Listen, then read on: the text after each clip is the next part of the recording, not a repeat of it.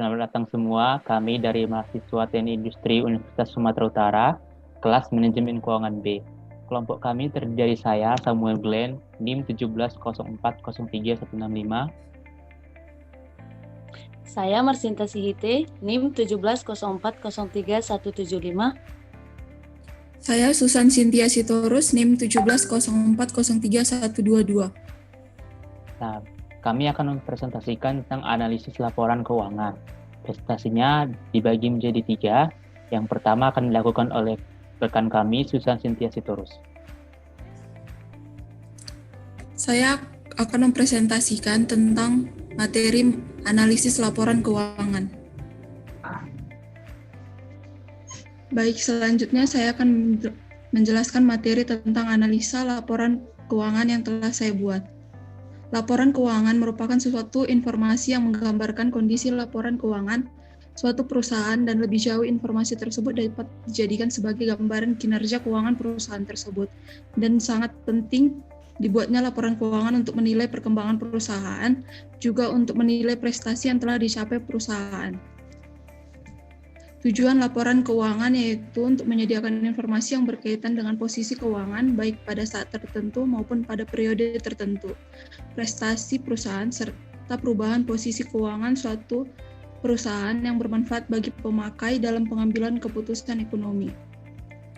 Selanjutnya, bentuk laporan keuangan yang pertama neraca. Neraca merupakan bentuk laporan keuangan yang secara sistematis menyajikan tentang aktiva, hutang, dan modal sendiri dari suatu perusahaan pada periode tertentu. Adapun jenis-jenis aktiva dan neraca yaitu yang pertama aktiva, merupakan harta atau kekayaan yang dimiliki oleh perusahaan baik pada saat tertentu maupun periode tertentu. Komponen dari aktiva yaitu yang pertama aktiva lancar atau aset lancar adalah aset yang dimiliki oleh perusahaan yang mudah dicairkan dalam bentuk uang. Contohnya ialah uang kas, piutang pendapatan, persediaan barang dagang, dan lain sebagainya. Yang kedua, investasi. Investasi adalah bentuk penyertaan jangka panjang atau yang dimaksudkan untuk memiliki perusahaan lain. Yang ketiga, aktiva tetap. Aktiva tetap adalah aktiva yang berwujud yang dimiliki dalam bentuk siap pakai atau dengan dibangun terlebih dahulu. Contohnya, tanah, bangunan, mesin, inventaris, kendaraan, dan perlengkapan. Yang keempat yaitu aktiva tidak berwujud. Aktiva tidak berwujud menunjuk pada aset dari perusahaan yang tidak memiliki bentuk fisik dan memiliki sifat aset jangka panjang. Yang kelima, aktiva lain-lain yaitu aktiva yang tidak dapat digolongkan ke dalam kategori-kategori aktiva investasi dalam neraca, aktiva tetap, dan aktiva tak berwujud. Yang kedua yaitu hutang atau kewajiban adalah pengorbanan ekonomis yang dilakukan oleh perusahaan di masa yang akan datang dalam bentuk penyerahan aktiva atau pemberian jasa. Komponen dari kewajiban ialah yang pertama, kewajiban lancar adalah hutang-hutang yang harus segera dilunasi dalam tempo 1 tahun. Contohnya ialah pinjaman jangka pendek dari bank, hutang usaha, hutang pajak, dan lain sebagainya. Yang kedua yaitu kewajiban jangka panjang adalah hutang-hutang yang jatuh temponya lebih dari 1 tahun. Yang ketiga, kewajiban lain-lain, yaitu kewajiban yang harus dibayar oleh perusahaan yang timbul di luar aktivitas inti perusahaan. Yang keempat, kewajiban yang disubordinasi, yaitu utang yang di dalam perjanjian disubordinasi, artinya pembayarannya ditempatkan lebih rendah prioritasnya, sesudah perusahaan melunasi kewajiban-kewajiban lainnya. Yang ketiga yaitu modal atau equity. Komponen terakhir dari neraca adalah modal sendiri, yaitu selisih dari aktiva dengan kewajiban. Modal ini adalah investasi yang dilakukan oleh pemilik perusahaan. Adapun komponen modal yang pertama modal saham, yaitu merupakan jenis modal yang hanya terdapat dalam perusahaan yang berbentuk perseroan terbatas atau PT. Yang kedua, agio saham, yaitu selisih lebih setoran pemegang saham di atas nilai nominalnya atau bisa disebut sebagai kekayaan bersih perusahaan yang diperoleh dari penjualan saham di atas nominalnya. Yang ketiga yaitu laba ditahan.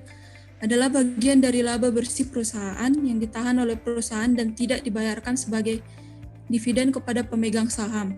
Yang keempat, laba tahun berjalan adalah laba yang diperoleh dalam tahun buku berjalan setelah dikurangi taksiran utang pajak. Yang kelima, selisih penilaian kembali aktiva tetap atau revaluasi aset adalah penilaian kembali atas aset tetap yang dimiliki oleh perusahaan atau entitas. Yang kedua bagian bentuk dari laporan keuangan yaitu laporan laba rugi.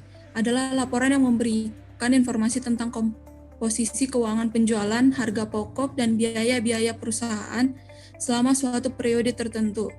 Bentuk laporan keuangan yang biasa digunakan sebagai berikut. Yang pertama, bentuk single step, yaitu merupakan gabungan dari jumlah seluruh penghasilan baik pokok atau operasional maupun di luar pokok atau non-operasional dijadikan satu. Yang kedua, bentuk multiple step, yaitu merupakan pemisahan antara komponen usaha pokok atau operasional dengan di luar pokok atau non-operasional. Yang ketiga yaitu laporan arus kas. Laporan arus kas atau cash flow merupakan laporan yang memperlihatkan secara rinci arus kas yang masuk dan arus kas yang keluar. Laporan arus kas tersendiri dibagi menjadi tiga yaitu operasional, investasi, dan pendanaan. Yang pertama, kas aktivitas operasional terdiri dari kegiatan atau operasi utama pada sebuah perusahaan yang secara langsung berimbas pada kas, contohnya pembayaran dan pendapatan piutang, pembayaran gaji, dan lain sebagainya. Yang kedua, kas aktivitas investasi merupakan laporan kas keuangan yang berkaitan dengan perolehan penjualan dan pembelian aktiva tetap atau aktiva permanen.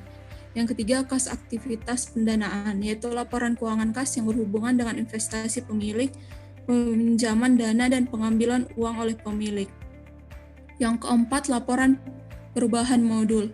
Laporan perubahan modul atau ekuitas dapat diartikan sebagai laporan keuangan yang menggambarkan peningkatan atau penurunan aktiva bersih atau kekayaan selama periode yang bersangkutan. Komponen-komponen pada laporan perubahan modul yaitu modal awal, dividen, saldo akhir, perubahan modal saham, saldo yang disajikan kembali, pengaruh koreksi kesalahan periode sebelumnya, pengaruh perubahan kebijakan akuntansi, laba rugi untuk periode tersebut, keuntungan dan kerugian lainnya, serta perubahan dalam cadangan revaluasi.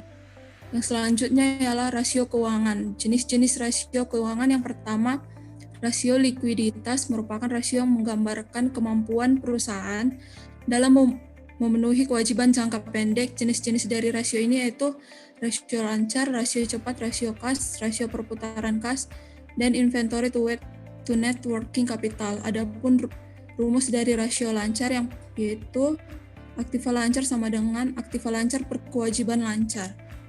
Yang kedua, rasio solvabilitas merupakan rasio yang digunakan untuk mengukur sejauh mana aktiva perusahaan dibiayai dengan utang. Jenis-jenis rasio ini antara lain yaitu debt to asset ratio, debt to equity ratio, long term debt to equity ratio, time interest earned, fixed charge coverage. Rumus yang dapat digunakan untuk debt to equity ratio yaitu total kewajiban per total ekuitas.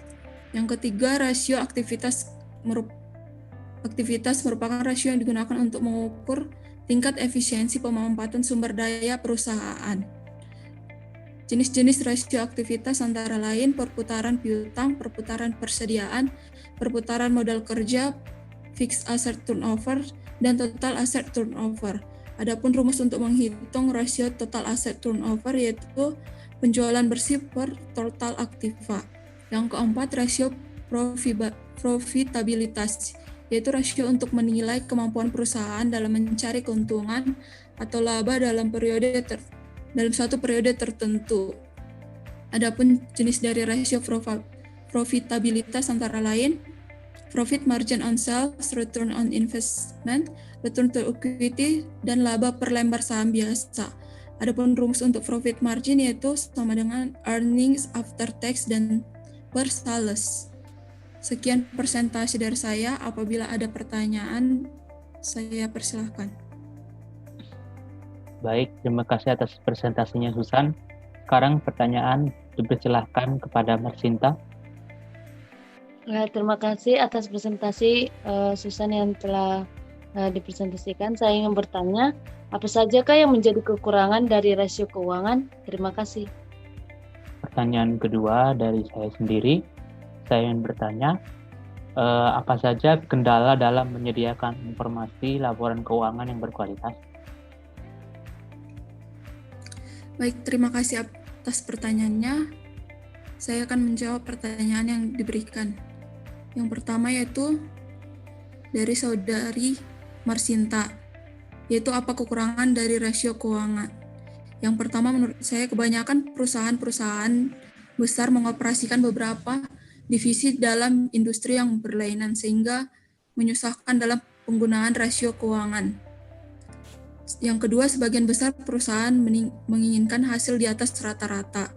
Yang kedua, inflasi telah mendistorsikan neraca banyak perusahaan. Yang keempat, faktor musiman juga bisa mendistorsi analisis rasio keuangan. Yang kelima, perusahaan dapat menggunakan teknik window dressing untuk membuat laporan keuangannya terlihat lebih kuat. Yang keenam, praktik akuntansi yang berlainan dapat mendistorsi perbandingan. Yang selanjutnya saya akan menjawab pertanyaan dari saudara Glenn, yaitu kendala dalam membuat laporan keuangan, yaitu yang pertama, materialitas dari informasi tersebut. Diharuskan membuat informasi yang memenuhi kriteria materialitas. Yang kedua, pertimbangan biaya dan manfaat. Pertimbangan biaya dan manfaatnya harus melebihi dari biaya penyusunannya. Yang ketiga, keseimbangan antar karakteristik kualitatif yang diperlukan untuk mencapai suatu keseimbangan yang tepat di antara berbagai tujuan normatif. Apakah dapat menjawab pertanyaan dari saudara Glenn dan saudari Marsinta? Terima kasih kepada saudari Susan, saya sudah dapat menerima jawabannya. Baik, terima kasih Susan atas jawabannya. Presentasi selanjutnya akan dilanjutkan oleh saya sendiri, Samuel Glenn Sialagan NIM 1704036165. Untuk PowerPoint-nya bisa ditampilkan oleh Susan. Baik, di sini saya masih membahas tentang analisis laporan keuangan.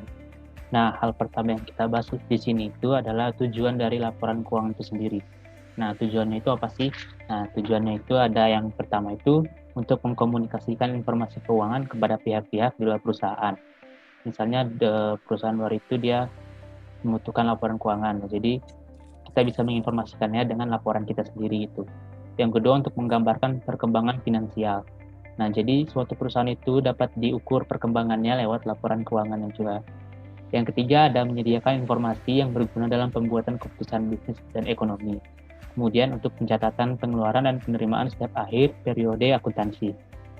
Lalu ada laporan rugi laba akan memberikan gambaran tentang hasil atau perkembangan usaha dari perusahaan tersebut. Lalu ada memperoleh gambaran tentang posisi keuangan, dan yang terakhir tujuannya untuk menentukan atau menilai posisi keuangan perusahaan, di mana dengan hasil analisa tersebut pihak-pihak yang berkepentingan dapat mengambil keputusan.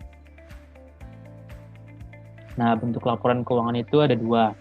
Yang pertama ada neraca dan laporan rugi laba. Nah, dan neraca ini dibagi tiga lagi, yaitu aktiva, hutang, dan modal. Sedangkan untuk laporan rugi laba itu ada bentuk single step dan bentuk multiple step. Nah, neraca itu ada yang pertama aktiva. Aktiva itu adalah harta atau kekayaan yang dimiliki oleh suatu perusahaan. Nah, aktiva ini memiliki komponennya, diantaranya aktiva lancar, investment, aktiva tetap, aktiva tidak berwujud, dan aktiva lainnya. Hal pertama yang dijelaskan di sini adalah aktiva lancar. Nah, aktiva lancar itu jenis aktiva yang diharapkan bisa diuangkan dalam kurun waktu kurang dari satu siklus akuntansi. Contohnya itu seperti kas, piutang, surat berharga, beban dibayar di muka, perlengkapan, dan lain-lain. Nah, sedangkan untuk investasi itu merupakan suatu penanaman modal ke perusahaan lain dengan periode yang lama. Kemudian ada aktiva tetap berwujud. Nah, aktiva tetap berwujud ini adalah aset yang dimiliki badan usaha, masa pemakaiannya itu lebih dari 1 tahun. Nah, aktiva ini bukan untuk dijual dan dipakai untuk operasional. Jenis aktiva ini mengalami penyusutan setiap tahunnya sehingga harus dihitung dalam pembukuan. Contohnya seperti perlengkapan kantor, gedung, mesin, serta alat pengangkut. Kemudian ada aktiva tetap tak berwujud. Nah, aktiva tetap tak berwujud ini adalah hak istimewa milik perusahaan yang mempunyai nilai, tetapi dia tidak memiliki wujud fisik. Contohnya seperti hak cipta, hak paten, goodwill, franchise, dan hak sewa. Kemudian ada hutang atau kewajiban. Ini masih termasuk dalam neraca. Nah, hutang atau kewajiban itu adalah pengorbanan ekonomis yang dilakukan oleh perusahaan di masa yang akan datang. Nah, komponen dari kewajiban itu secara umum ada kewajiban lancar, kewajiban jangka panjang, kewajiban lain-lain, dan kewajiban yang disubordinasi. Nah, yang pertama ada liabilitas lancar atau kewajiban lancar itu adalah liabilitas atau utang yang harus dibayar dalam jangka waktu setahun. Contoh-contohnya seperti utang usaha, utang pajak, tagihan, dan lain-lain. Yang kedua ada liabilitas tidak lancar. Nah, liabilitas tidak lancar itu utang atau yang jatuh tempo dalam waktu lebih dari setahun, seperti utang obligasi. Dan yang ketiga ada liabilitas kontingensi, yaitu menandakan sesuatu yang mungkin atau mungkin tidak terjadi. Contohnya adalah seperti garansi produk.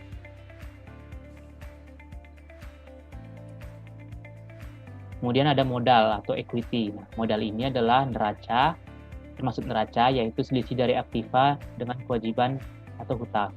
Nah, modal ini investasi yang dilakukan oleh perusahaan. Komponen modal itu ada 4. Modal saham, agio saham, laba yang ditahan, dan laba tahun berjalan. Kemudian kita masuk ke laporan rugi laba. Laporan rugi laba adalah laporan yang memberikan informasi tentang komposisi keuangan penjualan, harga pokok, dan biaya-biaya perusahaan selama suatu periode tertentu. Nah, bentuknya ini ada 2, ada bentuk single step dan multiple step. Single step itu gabungan dari jumlah seluruh penghasilan baik pokok operasional maupun di luar pokok, yaitu non-operasional. Sedangkan dalam multiple step, dia itu pemisahan antara komponen usaha pokok operasional dengan di luar pokok non-operasional. Kemudian ada laporan arus kas. Laporan arus kas ini menggambarkan penerimaan dan pengeluaran kas untuk jangka waktu tertentu. Nah, arus kas itu dibagi menjadi 3 kelompok, yaitu arus kas dari kegiatan operasi, dari kegiatan investasi, dan dari kegiatan pendanaan. Nah, data yang dibutuhkan untuk membuat laporan arus kas ini berasal dari sumber neraca tadi dan atau laporan dari laba rugi.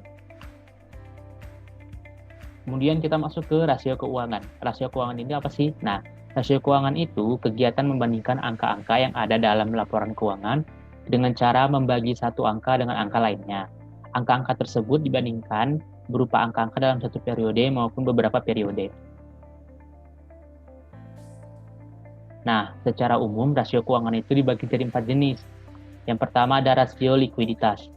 Nah, rasio likuiditas ini adalah rasio yang bertujuan untuk mengetahui kemampuan perusahaan dalam membayar kewajiban jangka pendek. Nah, rasio likuiditas itu ada rasio lancar. Rasio lancar itu digunakan secara luas untuk mengevaluasi likuiditas perusahaan dan kemampuan membayar utang jangka pendek. Rumusnya ada tertera seperti pada presentasi. Kemudian ada rasio cepat atau quick ratio. Nah, rasio ini menunjukkan kemampuan aktiva lancar yang paling liquid dan mampu menutupi utang lancar. Rumusnya seperti pada presentasi. Dan kemudian cash ratio ini digunakan untuk mengetahui kemampuan perusahaan untuk membayar kewajiban yang jatuh tempo. Nah, rumusnya juga dapat dilihat pada presentasi. Kemudian ada rasio solvabilitas. Rasio solvabilitas ini tujuannya untuk mengukur sejauh mana perusahaan mendanai usahanya dengan membandingkan antara dana sendiri yang telah disetorkan dengan jumlah pinjaman daripada kreditur. Nah, rasio solvabilitas itu dibagi juga ada debt to equity ratio, yaitu rasio hutang dengan modal sendiri. Rumusnya ada tertera pada presentasi. Dan debt ratio. Nah, rasio ini mengukur jumlah aktiva perusahaan yang dibiayai oleh modal yang berasal dari kreditur. Untuk rumusnya dapat dilihat juga pada presentasi. Kemudian kita masuk ke rasio profitabilitas. Nah, rasio ini adalah kemampuan suatu perusahaan untuk menghasilkan laba, dan salah satunya ukuran profitabilitas yang paling penting itu adalah laba bersih.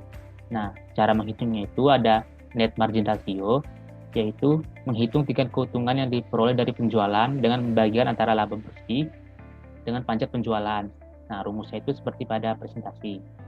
Kemudian ada return to equity, yaitu rasio menggambarkan kemampuan perusahaan dalam menghasilkan keuntungan dengan modal sendiri yang dimiliki. Untuk rumusnya, laba bersih setelah pajak dibagi modal dikali 100% seperti pada presentasi. Kemudian adalah masuk ke return on investment. Nah, rasio ini menggambarkan kemampuan perusahaan untuk menghasilkan keuntungan yang akan digunakan untuk menutup investasi yang digunakan. Nah, rumusnya dapat dilihat pada presentasi. Dan yang ada juga rasio aktivitas, yaitu rasio yang mengukur seberapa efektif perusahaan menggunakan sumber dayanya. Nah, rumusnya ini ada 3, yaitu current asset turnover, fixed turnover, dan total asset turnover. Untuk rumusnya dapat dilihat pada presentasi. Terima kasih atas perhatiannya. Sekian dari presentasi saya. Jika ada pertanyaan, silahkan. Terima kasih kepada Saudara Glenn yang telah mempresentasikan. Saya ingin bertanya, apa sajakah yang menjadi perbedaan antara aset berwujud dengan aset yang tidak berwujud? Terima kasih. Terima kasih kepada Saudara Glenn. Saya juga ingin bertanya, bagaimana menentukan rumus yang akan dipakai untuk rasio keuangan? Baik, terima kasih atas pertanyaannya. Saya akan menjawab pertanyaan dari Susan. Pertanyaan dari Susan adalah bagaimana menentukan rasio keuangan. Nah, rasio keuangan itu sangat banyak jumlahnya, dan setiap rasio itu mempunyai kegunaannya masing-masing. Bagi investor, ia akan melihat rasio dengan penggunaan yang paling sesuai dengan analisis yang akan ia lakukan. Jika rasio tersebut tidak mempresentasikan tujuan dari analisis yang akan dilakukan, maka rasio tersebut tidak akan dipergunakan. Karena dalam konsep keuangan dengan namanya fleksibilitas, artinya rumus atau berbagai bentuk formula yang dipergunakan haruslah disesuaikan dengan kasus yang diteliti. Nah, untuk jawab pertanyaan Mas Sinta, bagaimana dari perbedaan aktiva tetap berwujud dan aktiva tetap tidak berwujud? Nah, perbedaannya itu dapat dilihat dari segi wujud, perolehan, depresiasi, umur, dan pencatatan.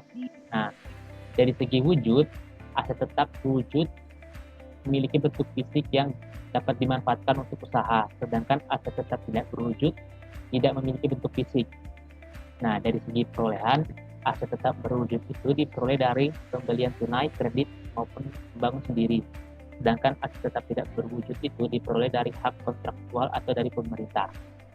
Dari segi depresiasi, penyusutan aset tetap berwujud tidak bisa dinilai dengan metode penyusutan. Sedangkan penyusutan aset tetap tidak berwujud dapat dilakukan dengan berbagai metode. Nah, dari segi umur, aset tetap berwujud itu bisa jadi aset yang tidak terbatas karena bisa digunakan secara terus-menerus.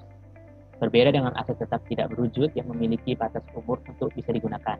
Kemudian dari segi pencatatan, dasar aset tetap berwujud adalah harga perolehan, sedangkan aset tetap tidak berwujud didasari oleh pembelian dan transaksi perusahaan. Bagaimana? Apakah jawaban bisa diterima oleh Saudara Susan dan Mas Sinta? Terima kasih kepada Saudara Glenn. Kami sudah dapat menerima jawaban yang telah Anda berikan. Terima kasih Saudara Glenn. Baik, terima kasih perhatiannya. Kemudian presentasi selanjutnya akan dilanjutkan oleh rekan Bapak PIP.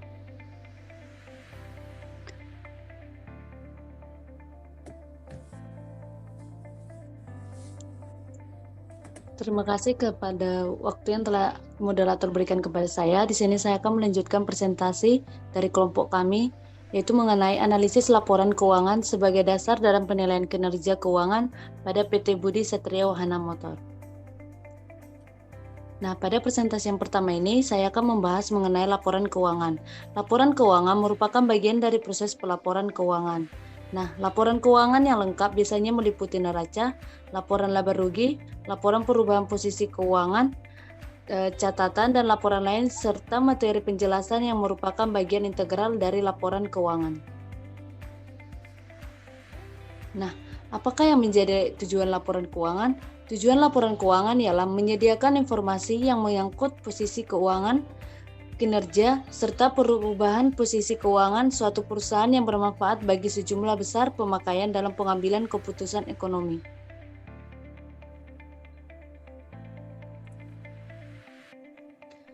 Tujuan penelitian kinerja keuangan perusahaan menurut Munawir adalah yang pertama itu adalah untuk mengetahui tingkat ekuiditas, yang kedua untuk mengetahui tingkat solvabilitas, yang ketiga untuk mengetahui tingkat rentabilitas, dan yang keempat adalah untuk mengetahui tingkat stabilitas usaha. Apa sajakah yang menjadi bentuk laporan keuangan? Bentuk laporan keuangan ada 3. Yang pertama itu adalah neraca, yang kedua laporan laba rugi, yang ketiga adalah laporan arus kas. Apakah yang dimaksud dengan laporan neraca? Laporan neraca adalah laporan yang menyajikan sumber-sumber ekonomis dari suatu perusahaan atau aset, kewajiban-kewajiban atau utang dan hak para pemilik perusahaan yang tertahan perusahaan tersebut atau ekuiditas pemilik suatu saat tertentu.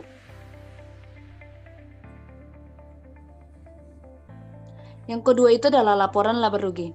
Laporan laba rugi merupakan laporan prestasi perusahaan selama jangka waktu tertentu. Tujuan utama dari laporan laba rugi adalah melaporkan kemampuan perusahaan yang sebenarnya untuk memperoleh laba. Menurut Makrovets dan Mahmudi, laporan laba rugi adalah laporan tentang hasil usaha atau operasi perusahaan atau badan lain selama jangka waktu periode akuntansi tertentu, misalnya 1 tahun. Prinsip-prinsip yang umumnya diterapkan dalam manajemen keuangan yang pertama itu adalah bagian yang pertama menunjukkan penghasilan yang diperoleh dari usaha pokok. Yang kedua, bagian kedua menunjukkan beban-beban operasional yang terdiri dari beban penjualan. Yang ketiga, bagian ketiga menunjukkan hasil-hasil yang diperoleh dari luar operasi pokok perusahaan yang diikuti dengan beban-beban yang terjadi di luar usaha pokok perusahaan. Dan yang keempat adalah bagian keempat menunjukkan laba dan rugi yang diinsidentil. Laporan arus kas. Laporan arus kas atau laporan perubahan posisi keuangan menyajikan informasi aliran kas masuk atau keluar bersih pada suatu periode. Hasil dari 3 kegiatan pokok perusahaan adalah operasi, investasi, dan pendanaan. Aliran kas diperlukan terutama untuk mengetahui kemampuan perusahaan yang sebenarnya dalam mengetahui kewajiban-kewajibannya. Rasio keuangan. Menganalisis laporan keuangan berarti mengevaluasi 3 karakteristik dari perusahaan, yaitu likuiditas, aktivitas, solvabilitas, dan profitabilitas. Yang menjadi faktor penting harus yang diperhatikan adalah yang pertama itu adalah likuiditas, yang kedua profitabilitas, yang ketiga solvabilitas, dan yang keempat aktivitas. Untuk definisi dari poin-poin ini dapat dilihat dari slide.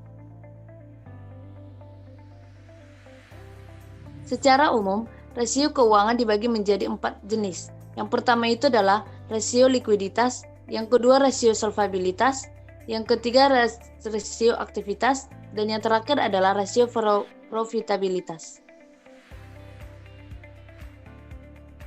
Yang pertama, rasio likuiditas. Rasio likuiditas adalah rasio yang bertujuan untuk mengetahui kemampuan perusahaan dalam membayar kewajiban jangka pendek. Rumus-rumus yang digunakan dalam rasio likuiditas yang pertama itu adalah current ratio, yang kedua quick ratio, dan yang ketiga itu adalah cash ratio. Di mana current ratio itu adalah aktiva lancar per hutang lancar dikali 100%. Untuk rumus quick ratio dan cash ratio dapat dilihat pada slide. Rasio solvabilitas. Menurut Raharja Putra, mengukur sejauh mana perusahaan mendanai usahanya dengan membandingkan antara dana sendiri yang telah disetorkan dengan jumlah pinjaman daripada kreditur.